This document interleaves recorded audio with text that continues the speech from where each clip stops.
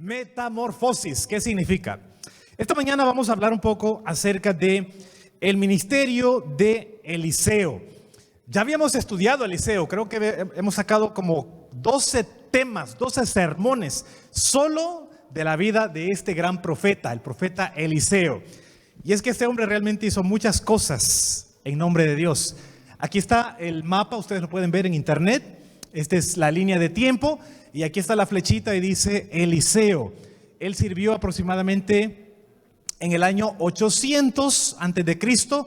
Fue el sucesor del profeta Elías, el gran profeta Elías. En esa época también de Eliseo estaba el rey Joás, el rey Amasías y estaba también, ¿quién es el otro? Básicamente está Joram también entre esa línea de tiempo. El profeta Eliseo era un joven cuando Dios lo llamó.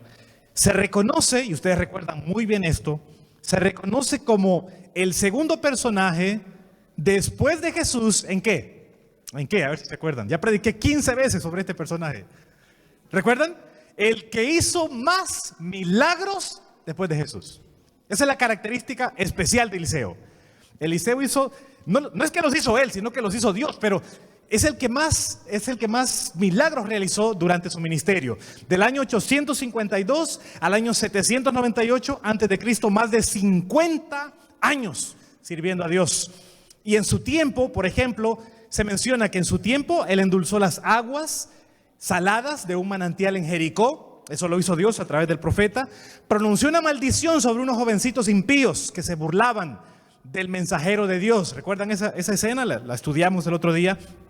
El aceite de la viuda también lo multiplicó. Segundo de Reyes 4 del 1 al 7. Predijo el nacimiento del hijo de la tsunamita, que esta tsunamita le daba una casita, le prestaba un cuartito y finalmente este niño muere.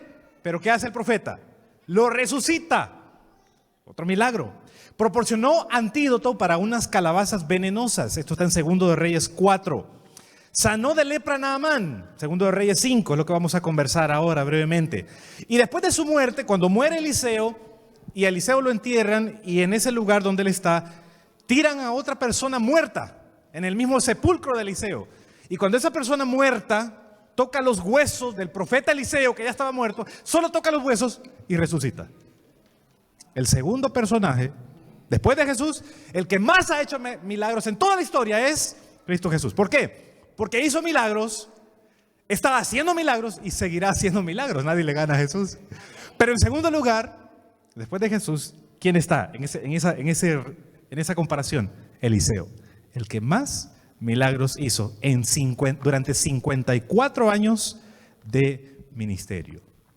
Bueno, esta mañana vamos a hablar un poquito sobre uno de los milagros que hizo. Y es que esta historia ya la habíamos estudiado antes, pero el tiempo no me alcanzó y ahora pues tengo más tiempo. Vamos a hablar un poquito más y vamos a profundizar en cosas que quizás la última vez no dije. Verso 1, Segundo de Reyes 5:1. ¿Lo tiene? Lea conmigo. Naamán, general del ejército del rey de Siria, era varón grande delante de su señor. Y lo tenía en alta estima. El dueño de la compañía, el dueño el rey, amaba a Naamán. Porque por medio de Naamán, él había dado Jehová salvación a Siria. Este hombre era valeroso cuando, o sea, no le tenía miedo a las culebras, no le tenía miedo a los ratones, no le tenía miedo a la oscuridad. Un hombre valiente, valeroso en extremo. Pero, y ahí está el pelo en la sopa. Pero tenía lepra. O sea, tantas cualidades bonitas, ¿verdad? ¿Conoce usted a alguien así? Un hombre, tiene un buen trabajo, trabaja para la Casa Blanca, trabaja para el Army, es un militar, un hombre con un buen trabajo, un buen salario, ganaba muy bien, apreciado, en alta estima, en su trabajo lo trataban bien, lo respetaban, lo obedecían. O sea, un hombre que tiene todo, pero hay un pero ahí. ¿Qué dice? Tiene lepra, tenía lepra, un hombre leproso. ¿Qué es la lepra según la Biblia? Bueno, el diccionario bíblico nos dice que la lepra es una enfermedad infecciosa crónica Nos dice que también se le llama la enfermedad de Hansen y prevalece en ciertas partes del mundo. En la actualidad, 20 millones aproximadamente, 20 millones de personas tienen esta enfermedad, lepra. Y aunque ha sido reconocida por más de 2000 años, recién hasta en 1871, con este doctor Gerard Hansen, él descubrió que la lepra era producida por una bacteria, le llamó Microbacterium leprae. Y hasta hoy, hasta el día de hoy, se conoce poquito sobre esta enfermedad. Pero hay gente que todavía tiene la lepra. Esto está en el diccionario bíblico Adventista, página 706. Lepra, un hombre leproso. La lepra en la Biblia muchas veces se la compara también con el pecado, un símbolo del pecado. ¿Por qué? Porque la lepra y el pecado tienen varias cosas parecidas. Por ejemplo, la persona que tenía lepra se consideraba que estaba ¿qué? Muerto en vida. Y es lo mismo que el pecado. Cuando estamos en pecado, estamos vivos, vamos a trabajar, hablamos, respiramos, pero si estamos sin Jesús, si estamos en pecado, ya estamos muertos. Porque Jesús dice, el que tiene al Hijo, tiene la vida. Si no tenemos al Hijo, ¿cómo estamos? Entonces se compara con la lepra, ¿verdad? En segundo lugar, otra característica, la persona que tenía lepra tenía que estar en cuarentena, tenía que estar aislado, no podía acercarse a nadie, es decir, tenía que estar separado. Lo mismo es el pecado. El pecado separa, nos separa a nosotros de Dios, separa a las familias, separa los hogares, separa los matrimonios. El pecado hace eso, causa separación, por eso se lo compara. La lepra se lo compara con el pecado. Y otra característica es que la lepra, y esta es la más notable de la lepra, era un anestésico, es decir, que producía la pérdida de la sensibilidad. La persona que tenía lepra, de repente iba caminando, se golpeaba un pie, y si tenía lepra en el pie, no le dolía, no sentía nada. Así que la persona poco a poco se iba destruyendo, su cuerpo se lo iba golpeando, se lo iba lacerando y no sentía nada. Lo mismo hace el pecado. El pecado nos va carcomiendo, nos va destruyendo y la persona dice, no, estoy bien así, déjeme así. Lleva años y años fumando, alcoholizando. Dice, no, así soy feliz. Con alcohol, con una vida libertina, así soy feliz. Se está destruyendo, pero no se da cuenta, no siente. Y eso hace el pecado. El pecado causa la pérdida de la sensibilidad. Imagínese este hombre, Naamán. En español, Naamán significa placentero, dulce, ameno, agradable. ¿Hay alguien que se llame Naamán? No, nadie se llama Naamán. Pero mire qué características más bonitas de este hombre. Naamán significa un hombre que era ameno, era dulce, o sea, hablar con él era agradable. Estar en compañía de este hombre. Pero un hombre que lastimosamente, tenía esta característica, esta triste enfermedad. La enfermedad de la lepra. La historia sigue diciendo que mientras está ocurriendo, vamos a leer el verso 2, de Siria habían salido bandas armadas y habían llevado cautiva a la tierra de Israel. ¿A quién? A una muchacha. Verso 3. Esta le dijo a su señora, si rogase mi señor al profeta que está en Samaria, él, ¿qué dice? Lo sanaría de su lepra. ¿De quién está hablando esta muchacha? Está hablando de Eliseo. Y esta muchacha, en esta actitud, está presentando la función o la tarea ¿de quién? La tarea de la iglesia. En lo que esta niña hace.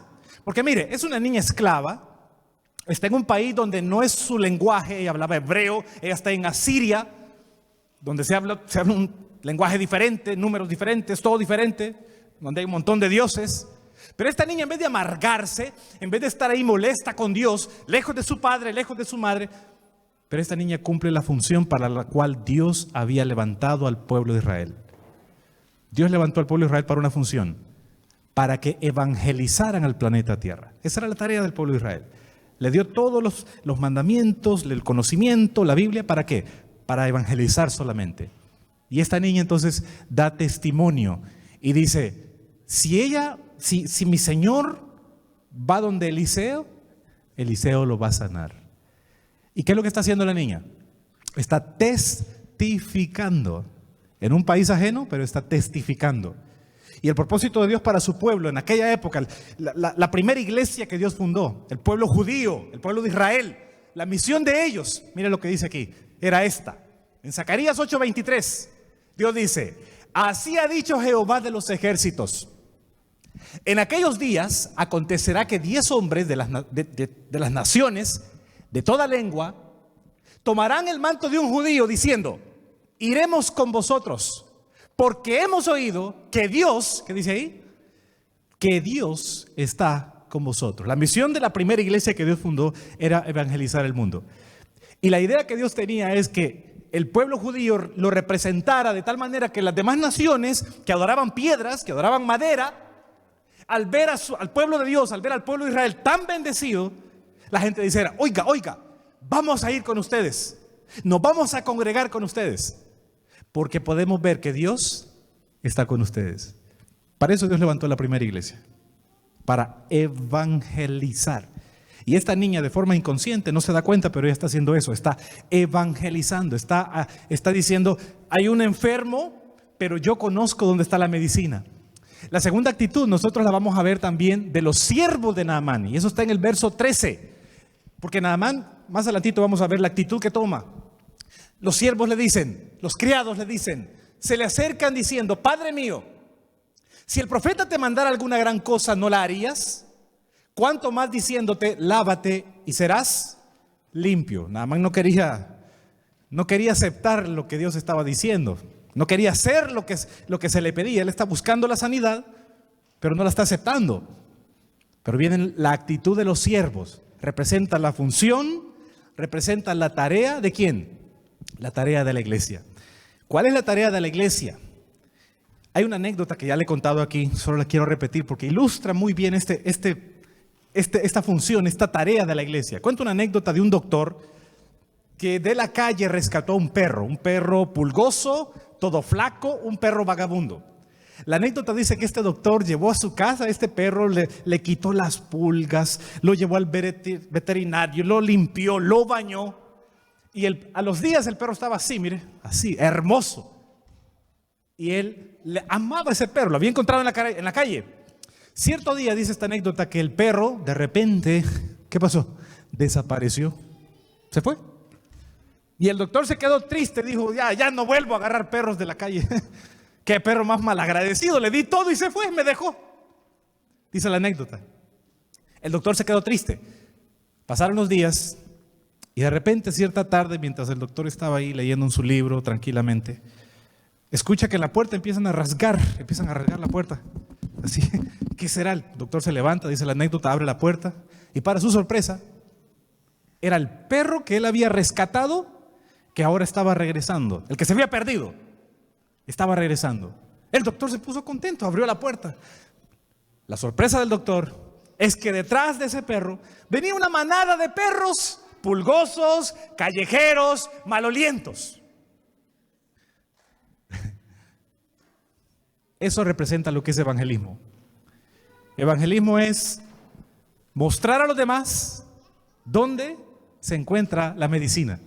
Evangelismo es mostrar a los demás dónde se encuentra el pan de vida. Lo que hizo este perrito encontró un doctor que lo amó, lo cuidó. Y de alguna manera, dice esta anécdota, yo no sé, los perros no hablan, pero de alguna manera este perro ya limpio se fue y se trajo a otros. Eso es evangelismo. Y esa es la responsabilidad de la iglesia.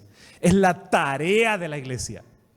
Naamán, dice la escritura, finalmente dijo: bueno, está bien, vamos a ver qué pasa. Se fue, se preparó a sus criados y finalmente llegó y se presentó delante del profeta. Lea conmigo el verso 9. ¿Está leyendo conmigo? Estamos en 2 Reyes capítulo 5 verso 9. Dice la palabra de Dios: vino Naamán con sus caballos, con su carro, y se paró a la puerta en la casa ¿de quién? De Eliseo. Primero Naamán llega donde el rey, pero el rey dice: yo no te puedo sanar, solo Dios sana, yo no. Pero Eliseo escucha la noticia y dice: venga para acá, mándemelo. Y entonces imagine, llega con su Tesla a donde Eliseo, llega con sus carros, llega con su Bentley. ¿Sabe qué es un Bentley? Son los carros más caros de este país. Y se parquea en el Tesla, se pone afuera así, y aquí vengo. Imagínense este hombre, un militar, un hombre preparado, un hombre con gran trabajo, un hombre con gran salario, pero enfermo. Un hombre enfermo. Un hombre que no tenía esa capacidad al estar con lepra, él ni siquiera podía abrazar a su esposa. No la podía besar. Porque si la besaba, inmediatamente contaminaba de la lepra. Es un hombre solo. Un hombre solitario, mucho dinero, buen carro, bueno, dice varios carros, pero un hombre solo, un hombre enfermo. El otro día estudiamos sobre la ventaja de abrazar a las personas. ¿Cuánto tiempo hay que abrazar a una persona? 8 segundos. Y cuando abrazamos a una persona 8 segundos, ¿qué ocurre? Se desarrolla en nosotros, se desata, se libera la oxitocina. Y vimos que la oxitocina ayuda a combatir ¿qué? Los efectos del estrés, los efectos negativos. Ahora imagínense este hombre sin poder abrazar a su esposa, sin poder acercarse a sus amigos, sin poder abrazar a sus vecinos. Imagínense, creen que era feliz, buen carro, tenía un Tesla, pero no era feliz. Y buscaba la manera de ¿qué? La manera de ser sano. Se presenta entonces, sigue diciendo el verso 11, verso 10. Entonces Eliseo le envió un mensajero diciendo, ¿está leyendo conmigo? Segundo de Reyes 5:10. Ve y lávate 7 veces en el Jordán. Facilita esta receta, ¿verdad? No hay que usar ajo, nada de cebolla, no le puso cosa difícil. Vaya y métase al agua, ¿cuántas veces? 7 veces. El número 7 es interesante en la Biblia. 7 días de la semana. La Biblia habla de los 7 demonios que Jesús le sacó a María, ¿recuerdan eso? Número 7 es interesante en la Biblia. Vaya y métase 7 veces. Y tu carne, ¿cuál fue la promesa? Tu carne se te restaurará y serás limpio, serás sano. Facilito, ¿verdad? No tenía que pagar, no tenía que hacer gran cosa. ¿Y cuál fue la actitud? Verso 11. Naamán se fue enojado. Naamán se fue enojado.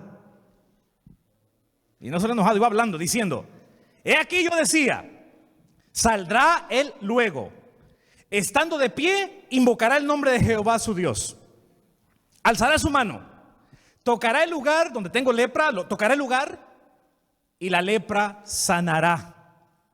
¿Qué es lo que estamos viendo acá? Estamos viendo un militar que está acostumbrado a dar órdenes. Y el ser humano muchas veces tiene esa actitud de decir, no, a mí no me van a decir cómo tengo, yo sé cómo se hacen las cosas. Pero esa actitud lo está alejando ¿de qué? Lo está alejando de la persona, del ser que lo puede sanar. Él tiene en su cabeza los preconceptos. Él dice, yo sé lo que tiene que hacer, me tiene que sanar así. Él va a salir, el profeta va a salir, va a invocar, va a levantar la mano, va a tocar y luego la lepra va a ser sana. Ya llevamos como un manual. Dios, esto es lo que tienes que hacer. Necesito de ti, pero esto es lo que vas a hacer. Paso 1, paso 2, paso 3. Así no funciona. Así no funciona. ¿Por qué? Porque a Dios no le vamos a ganar. La sabiduría de Dios es superior a la nuestra. Y eso lo dijo él en Isaías. Mis pensamientos, mis caminos no son vuestros caminos. Mis pensamientos, eso está en Isaías 55, versos 8 y 9. Mis pensamientos no son vuestros pensamientos. Quien desea ser salvo, dice el comentario bíblico, página 873, quien desea ser salvo y quiere andar en los caminos del Señor, debe aprender que estos caminos son infinitamente más altos y mejores que los caminos de los seres humanos. Si queremos ser salvos, si queremos disfrutar del gozo de la salvación, la única forma, el único camino es como Dios manda, como Dios dice. Y podemos tener idea, es que yo voy a hacer esto para salvarme. Hay camino que al hombre le parece derecho, dice el Proverbios. Pero su final, Proverbios 14:12, pero su final es camino de muerte. Entonces, si queremos ser salvos, hay que estar seguros que caminamos en la voluntad de Dios. Si queremos recibir sanidad, hay que estar seguros porque estamos siguiendo la palabra de Dios. Naamán entonces dice, no. Se fue molesto, se fue enojado. Y 2 veces menciona esta palabra. Verso 12, Abana y Farfar, ríos de Damasco. Lea conmigo. ¿No son mejores que todas las aguas de Israel? Si me lavare en ellos, ¿no seré también limpio? Y se volvió y se fue. ¿Qué dice ahí? Es la segunda vez que lo menciona el escritor. Se fue enojado. Imagínense. Y entonces ahí vienen los profetas, es decir, los siervos de él, y le dice, bueno, y no te enojes, anda, ve, sumérgete. Si te hubiera cobrado, si te hubiera hecho más difícil, lo habrías hecho. Bueno, para terminar, en los minutitos que nos quedan, ¿qué aprendemos de esta lección? ¿Qué aprendemos de esta historia? ¿Qué aprendemos? Bueno, quiero compartir con ustedes 3 cosas que aprendemos de esta historia, 3 lecciones. Número 1, enseñanza número 1. Aprendemos de esta lección, de este milagro del profeta Eliseo, aprendemos que solo el poder de Dios puede cambiar tu ser. Esa es la primera enseñanza que nosotros tenemos. Hay un corito que así dice, ¿verdad? ¿Lo han oído? Solo el poder de Dios puede cambiar tu ser.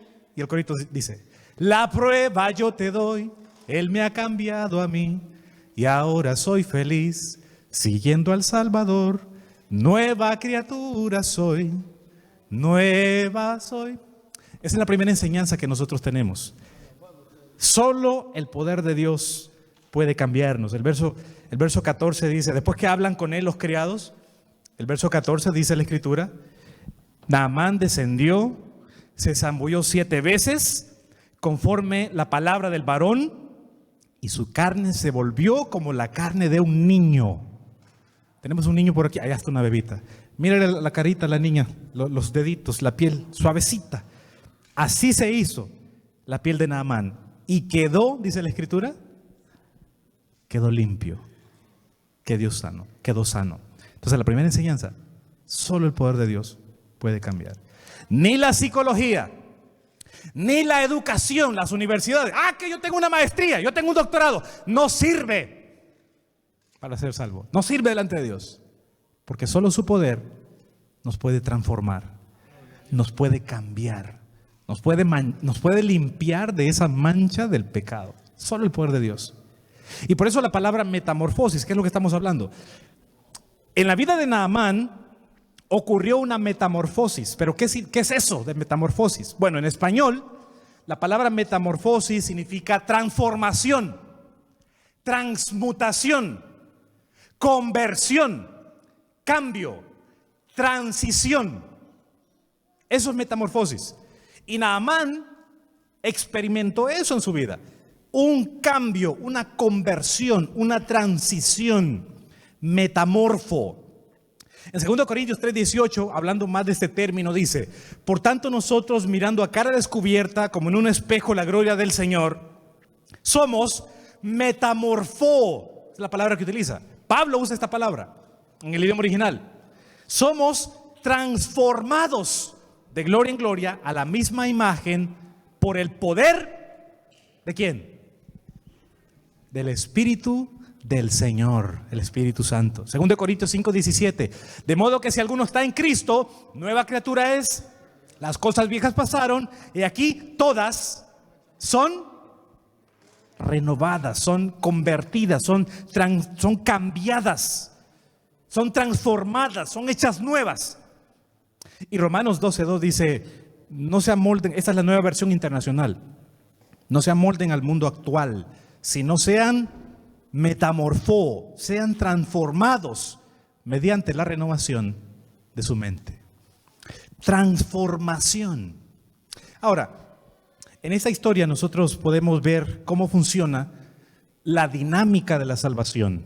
¿Cuál es la dinámica de la salvación? Y esta es la parte más importante de lo que estamos hablando, la parte más importante. Porque si entendemos esto, ya nos podemos ir. La dinámica de la salvación ocurre básicamente en 3 partes o 3 etapas, que en teología, teología complica las cosas. En teología le pone nombres y dice, la parte primera se llama justificación. La segunda parte de lo que Dios hace se llama la santificación. Y la tercera parte le llama glorificación.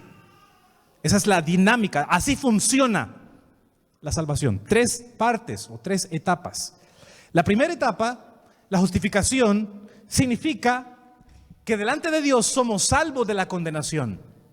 En la segunda, somos salvos del poder del pecado, la parte de la santificación. Y en la tercera, la glorificación, significa que seremos salvos de la presencia del pecado. Donde Dios destruirá a Satanás y no quedará ni raíz ni rama, entonces ya no va a haber quien lo tiente. Entonces seremos salvos de la presencia del pecado. En la primera etapa, la justificación representa lo que Dios hizo por nosotros en la cruz del Calvario.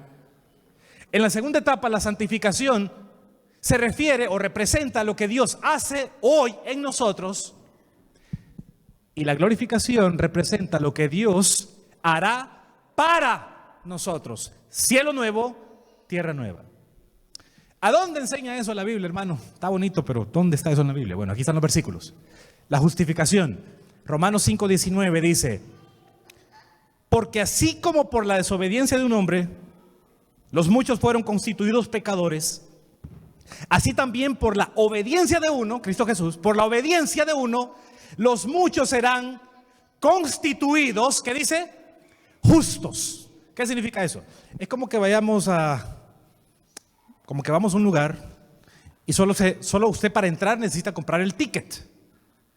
Entonces, lo que significa acá es que alguien ya pagó por ese ticket y ahora ese ticket, el que lo pagó, se lo regala para que usted pueda entrar también. Eso se refiere a esta parte. La justificación es que Jesús tuvo una obediencia perfecta y esa obediencia, cuando vamos a Él, cuando le recibimos, esa obediencia la pone en nosotros como un manto. Así que Dios no nos mira a nosotros, Dios Padre, sino que mira a Jesús. Mira cómo Jesús guardó el sábado. Mira cómo Jesús sirvió en este planeta.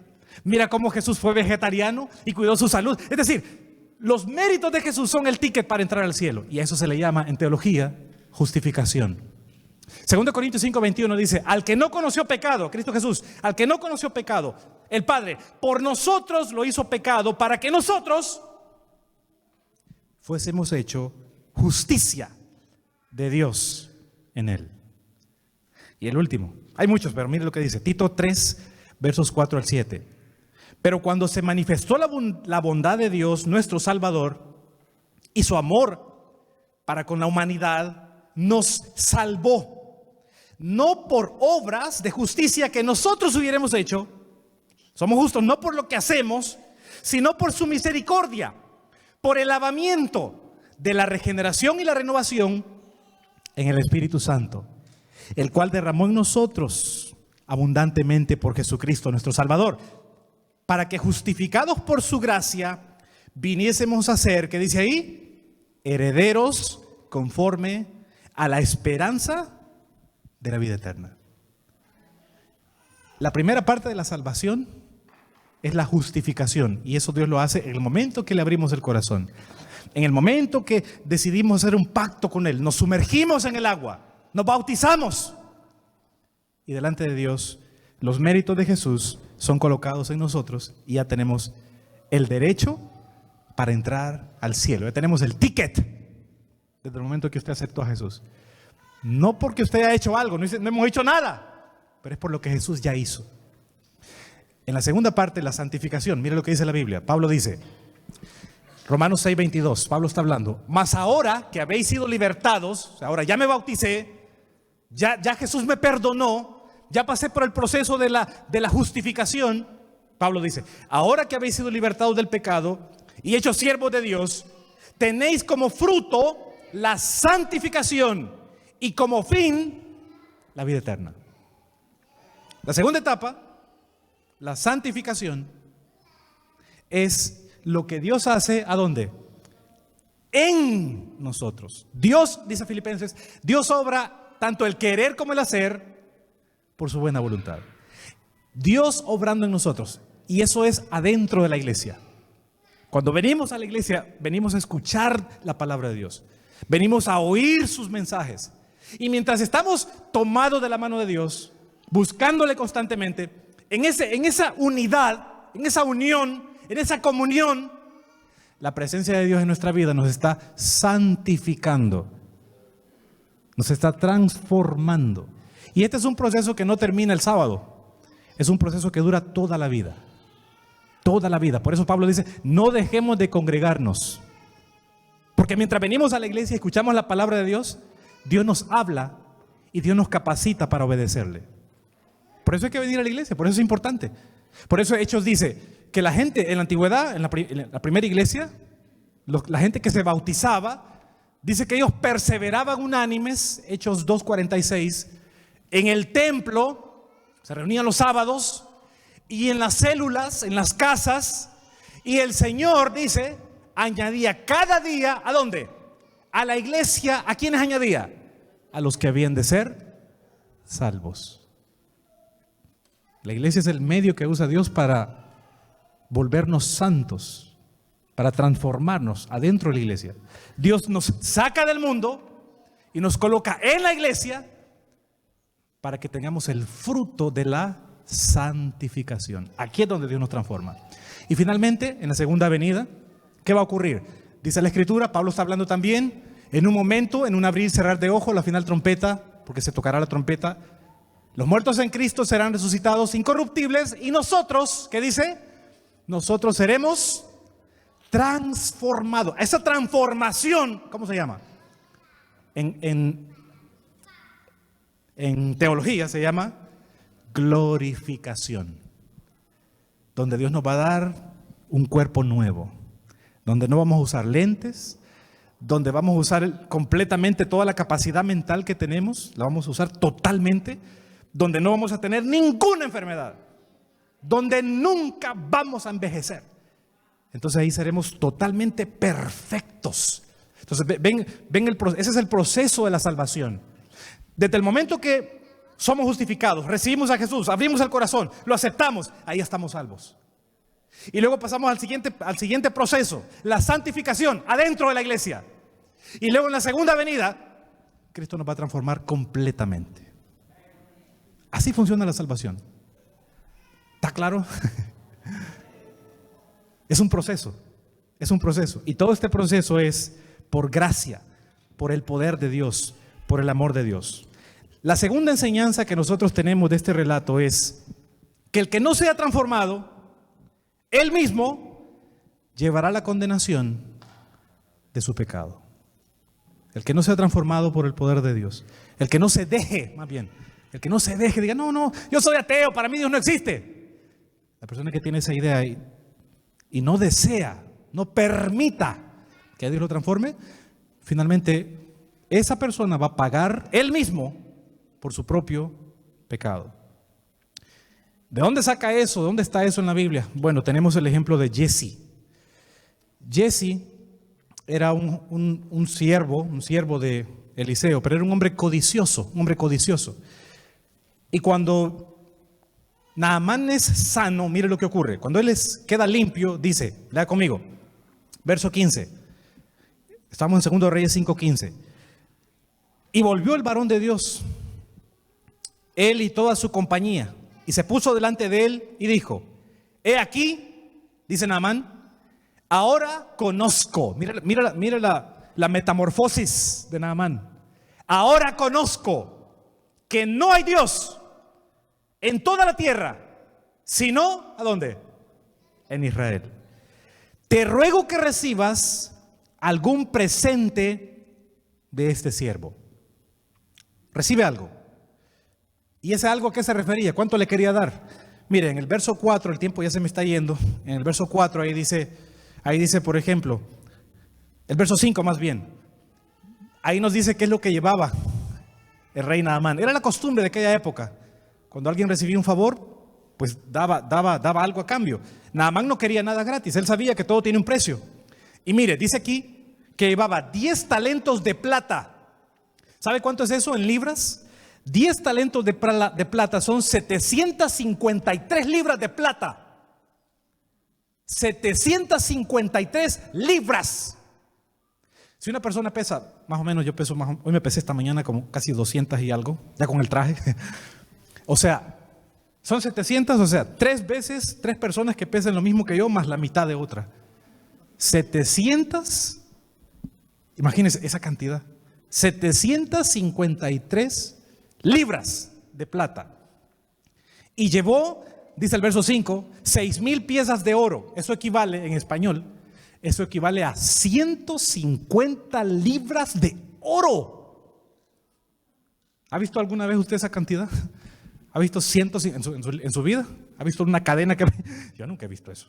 105. Y llevaba 10 mudadas de vestidos. Llevaba zapatos Nike, llevaba ahí Louis Vuitton. ¿Cuál? Adoc. La Adoc, no, eso no vale nada.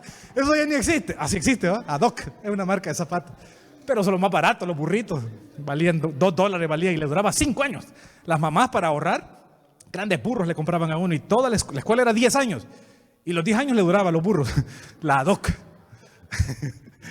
Este hombre, imagínese, todo el dinero que llevaba. Y ahora que está sano, ahora que ya tiene la piel de bebé, ya no tiene lepra, va a poder besar a su esposa, la va a poder abrazar, regresa agradecido y dice, ¿qué te voy a dar? Imagínese. Mira lo que dice. Verso, ¿dónde nos quedamos? Leemos el 15, vamos al 16. Mas él dijo, Eliseo dijo, vive Jehová en cuya presencia estoy, que no lo aceptaré. Y le instaba que aceptara alguna cosa, pero él no quiso. Dijo, no me vas a dar nada. 753 libras de plata y 150 libras de oro y 10 mudadas nuevas. ¿Quién se rechazaría eso? Pero honestamente, dice Patriarcas y Profetas, más bien Profetas y Reyes, capítulo 20, página 187. No le tocaba a Eliseo recibir el pago por una bendición que Dios había concedido misericordiosamente. No le tocaba. No era de él. El milagro no lo hizo Eliseo. El milagro lo había hecho Dios. Y Dios es el que se merecía la gloria y la honra. Y por eso el profeta, que conoce a Dios, que ama a Dios, que sirve a Dios, dice, no te lo voy a agarrar, no y no. Y no lo agarró. Pero ahora está Jesse, el otro muchacho. Ahí está, el tiempo ya se me está yendo, no lo voy a leer. Pero usted sabe la actitud de Jesse, ¿verdad? Naamán se va y Jesse va detrás y dice, no, ¿sabe qué? Mi amo recibió unas visitas y por favor quiere que le regale un talento de oro. Y Naamán dice, no le llevas uno, llévale 2. Y Jesse engaña a Naamán y se queda con una parte de ¿qué? Con una parte de lo que Naamán estaba dando. Y como consecuencia, ¿qué ocurre? La Biblia dice, Eliseo se da cuenta y le dice, por tanto la lepra de Naamán se te pegará a ti, a tu descendencia para siempre. Y salió delante de él leproso, blanco como la nieve. Jesse era un codicioso, este hombre, codicioso. Él, estaba en el evangelio no porque amara a las personas, estaba en el evangelio por dinero. Y hoy en la actualidad existen muchos predicadores que usted los ve en internet. A mí me mandan los sermones. Mi teléfono está lleno de sermones. Ahí me los mandan por WhatsApp. Yo no los pido, pero ahí me los mandan. Predicadores que están hablando de profecía. ¡Ay, la profecía del COVID! Y hablan pura mentira. Y al final piden dinero. O sea, manipulan a la gente metiéndole miedo para que la gente suelte los dólares. Son falsos profetas. Son lo mismo que Jesse. Son predicadores que dicen, abra la Biblia en Lucas 20. Y después dice, cierre la Biblia y deje 20 Lucas. Les interesa solo el dinero. Y al final van a quedar lo mismo que Jesse. Van a quedar con la lepra. Porque están engañando a la gente. No le enseñan la verdad de Dios. No le enseñan los mandamientos. Solo enseñan falsas profecías. Que raptos secretos. Falsas profecías. Y están ahí. Finalmente van a quedar igual. Por eso Dios nos dice en su palabra. Nos dice en Ezequiel 18:20.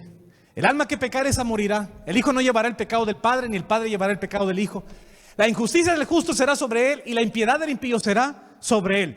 Segunda enseñanza: el que no sea transformado por Dios, él mismo va a pagar las consecuencias del pecado. Le va a ocurrir lo de Jesse. Naamán fue sanado por la gracia de Dios, pero Jesse no se dejó transformar. No se dejó transformar. Nunca abandonó el egoísmo. Y finalmente, la lepra del hombre, la lepra de Naamán, le quedó a él. Si no somos transformados por el poder de Dios, si no nos dejamos transformar, nosotros tendremos que pagar la consecuencia del pecado.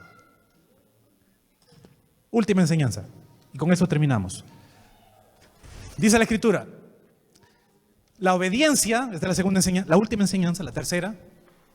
Esta lección o esta historia nos enseña a nosotros que la obediencia es el resultado de la fe.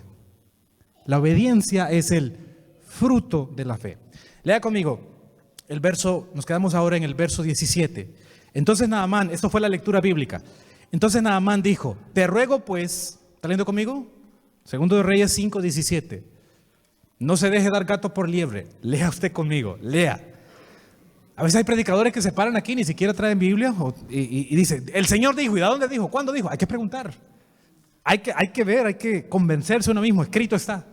Dice la Escritura. Entonces Naamán dijo, te ruego pues, de esta tierra no se dará a tu siervo la carga de un par de mulas, porque de aquí en adelante tu siervo, ¿qué dice? No sacrificará holocausto ni ofrecerá sacrificio a otros dioses, sino a Jehová. En esto perdone Jehová tu siervo, que cuando mi señor el rey entrare en el templo de Rimón para adorar en él y se apoyare sobre mi brazo, yo también me inclinaré en el templo de Rimón. Cuando haga tal, Jehová perdone a este tu siervo. Mire qué interesante. Estamos hablando de metamorfosis, ¿verdad? Que es cambio, es una transformación. Este hombre, Naamán, criado en Asiria. Asiria tenía una infinidad de deidades. Y de repente, después que ha sido sanado, después que tiene la piel de bebé, dice, se convierte en hombre dadivoso. Dice, tengo que darte algo, estoy tan agradecido, tengo que dar algo. Estoy tan agradecido que no me puedo quedar. Tengo que dar algo. Pero eso nace de su corazón, no es que se lo están exigiendo, nace, se convierte en hombre dadivoso. Pero al mismo tiempo se convierte en un hombre obediente a la palabra de Dios, un hombre comprometido. Dice, ahora que he sido sano, yo tengo que apoyar el ministerio, tengo que apoyar el evangelio. Y ahora solo voy a hacer algo, dice Naamán, voy a hacer algo que por favor pido que me tengan paciencia. En mi trabajo, el rey de Damasco, Ben-Hadad II se llamaba, Ben-Hadad II es un pagano. Y él va a adorar a Rimón. Aquí está la fotografía de Rimón. Según el comentario era una esfinge con cabeza humana y una corona tipo egipcia sobre la cabeza. Aquí está la fotografía. Este es el rey, este es el dios Rimón, el dios de los asirios. Y a este era el que Ben-Hadad II adoraba. Y entonces ahora Naamán dice, ¿sabe qué? Ben-Hadad adora ese pedazo de piedra. Yo conocí ahora a Dios. Yo conozco que no hay otro Dios solamente en Israel. Pero quiero pedir un favor, quiero pedir una orientación. Cuando mi jefe me obligue a ir a adorar ese pedazo de piedra, mi jefe se apoya en mí, porque ya está viejito, yo tengo que ayudarle para que no se caiga. Entonces yo tengo que arrodillarme con él. Pero yo no voy a adorar ese pedazo de piedra. Es lo que está diciendo Naamán. Yo no voy a adorar ese pedazo de piedra. Ahora les pregunto. Pregúnteme. ¿Cómo sabía que inclinarse a una imagen era incorrecto? ¿Cómo sabía Naamán? Si se acababa de bautizar. Se metió 7 veces al agua. ¿Cómo sabía? Los 10 mandamientos. Ahí están. Ahora él ya se bautizó, ya fue justificado, ahora está en la etapa de la santificación. Y en la etapa de santificación dice, antes adoraba piedra, ahora ya no. Ahora solo adoro a Jehová. Y dice, voy a inclinarme porque le tengo que ayudar a mi jefe, pero yo no voy a adorar a Ramón. Ahí está el nombre. Ramón no. Yo no voy a adorar ese pedazo de piedra. Porque él entendió los 10 mandamientos, los entendió. Y en la Biblia los mandamientos más largos, es decir, los mandamientos que tienen más palabras son 2. El primero es el mandamiento que dice, no te harás imágenes, no te inclinarás a ella. El segundo mandamiento, Éxodo 20, versos 4 al 6, tiene 79 palabras. 79 palabras tiene el segundo mandamiento. No te inclinarás a ellas, no las honrarás, porque yo soy Jehová tu Dios que visito la maldad de los padres sobre los hijos. 79 palabras. Los demás mandamientos son fáciles. No robarás, 2 palabras. No matarás, 2 palabras. No cometerás adulterio, 3 palabras. O sea, los demás mandamientos son bien cortos, ¿verdad? Pero como que Dios quiere que esté clarito que en los últimos días en Babilonia pues se van a cambiar. Se van a cambiar y por eso le pone 79. Bueno, por lo menos en español, en la traducción en español. Probablemente en hebreo sea otro número, pero en español tiene 79 palabras. ¿Y sabe cuál es el mandamiento más largo? El cuarto mandamiento. El que dice, guarda el sábado. Tiene 94 palabras. Es el más largo. Es porque Dios quiere que esté claro antes que Él venga. 94 palabras. Pero mire qué interesante. Los mandamientos, ahora que este hombre ha sido bautizado, ahora Dios escribe en su corazón, y eso es la promesa que Dios ha hecho en Hebreos. Dios escribe en su corazón los mandamientos. Si usted está en una iglesia donde le enseña, que la ley de Dios ya no vale, aunque usted esté bautizado, usted no está en el lugar correcto, porque la ley de Dios todavía está válida. La ley de Dios es el fundamento del gobierno de Dios. Y la ley de Dios no se obedece para ser salvos. Naamán no dijo, voy a dejar la piedra para que Dios me cambie de la lepra. No, fue al revés. Naamán fue con todo y lepra, buscando a Dios, y después que Dios lo redime, lo cambia, lo transforma, Naamán dice, en gratitud lo que me has hecho, voy a obedecer tus mandamientos. Así funciona. La obediencia a los mandamientos no es para salvarse. La obediencia a los mandamientos y todas las órdenes de Dios que giran alrededor de los 10 mandamientos son porque ya estamos salvos. Y muchas veces hay personas que tal vez son nuevas en el Evangelio y no entienden esto y dicen, a mí me gustaría bautizarme, me gustaría. Pero mire, ¿tengo que dejar la cerveza? Yo no puedo. Hay gente que dice, mire, me gustaría bautizarme, me gustaría serme cristiano, pero es que yo no puedo dejar de bailar.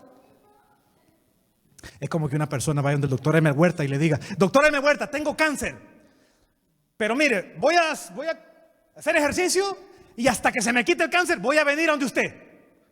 Y entonces el doctor Huerta le diría, bueno, ¿y para qué va a venir entonces? Quédense en su casa, muérase de cáncer. No, bueno, Huerta no diría eso, no es así de grosero, me lo estoy imaginando. Pero cuando tenemos un problema como el pecado, la única solución para nosotros es buscar a Jesús. Nos acercamos a Él, nos bautizamos, que es el principio de la vida cristiana. Y ahora en Cristo Él nos capacita, Él nos transforma, Él hace el metamorfosis. Así funciona el Evangelio. Así que usted está preguntando, usted está con preocupaciones, que si me bautizo dejo esto. No deje nada, acérquese a Dios y deje que Dios lo transforme. Que Dios lo cambie. Yo he visto muchas veces milagros de personas que no les gustaba la iglesia, no les gustaba estar sentados 4 horas aquí, eso es aburrido, pensaban. Pero después que se bautizaron y vienen a los cultos y no faltan, se quedan aquí y dicen, qué lindo, nunca falta, dice, me encanta estar con los hermanos, me encanta estar escuchando la palabra de Dios. ¿Quién hizo eso? Dios. Así funciona la salvación. Entonces terminamos. ¿Qué aprendimos? 3 cosas aprendimos. ¿Qué aprendimos? Número 1, solo el poder de Dios puede cambiar tu ser. Número 2, si no le permitimos a Dios que nos transforme, nosotros vamos a tener que pagar por todo lo que hemos hecho. Y Dios tiene un registro exacto. Hay un libro que ahí tiene cada cosa que hemos hecho. Nosotros vamos a pagar. Pero si vamos a Jesús, Él ya pagó por todo. Pablo dice, ninguna condenación hay para los que están en Cristo. Y lo tercero que aprendimos en esta mañana es que la obediencia, guardar los mandamientos, dejar de comer carne de cerdo, dejar de fumar, dejar el alcohol.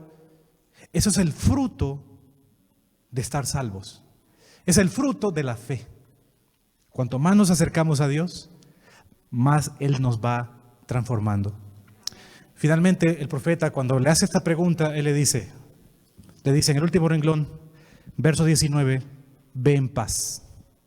Shalom. En hebreo le dijo shalom, ve en paz. La palabra en griego es eirene. En griego es eirene, ve en paz, shalom. El evangelio trae paz. Cuando aceptamos a Dios, cuando le abrimos el corazón, hay paz, porque Él obra la transformación, porque Él nos perdona, nos cambia, nos salva. El que tenga oídos para oír, que oiga. Lucas 4:27, Jesús dijo: y muchos leprosos había en Israel en tiempo del profeta Eliseo, pero ninguno de ellos fue limpiado, sino Naamán el sirio. Y Jesús agregó en Marcos 16:16, el que creyere y fuere bautizado será salvo, mas el que no creyere será condenado. Oremos.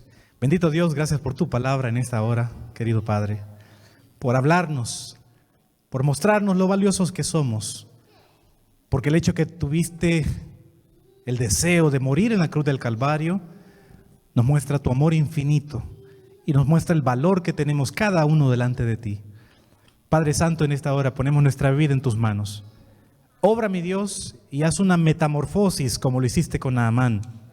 Moldea nuestro carácter, mi Dios, que seamos placenteros, dulces, amenos, agradables, que nos parezcamos a ti, mi Dios. Obra en nosotros, obra en nuestra vida.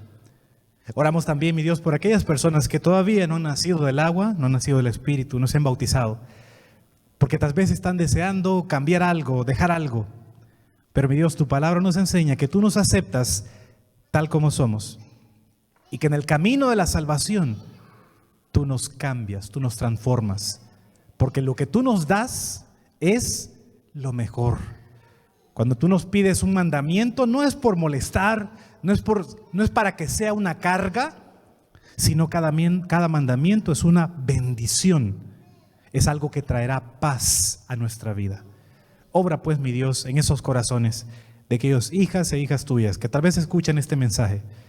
Yo no sé, que tal vez están en una iglesia donde les enseñan que la ley de Dios ya no vale.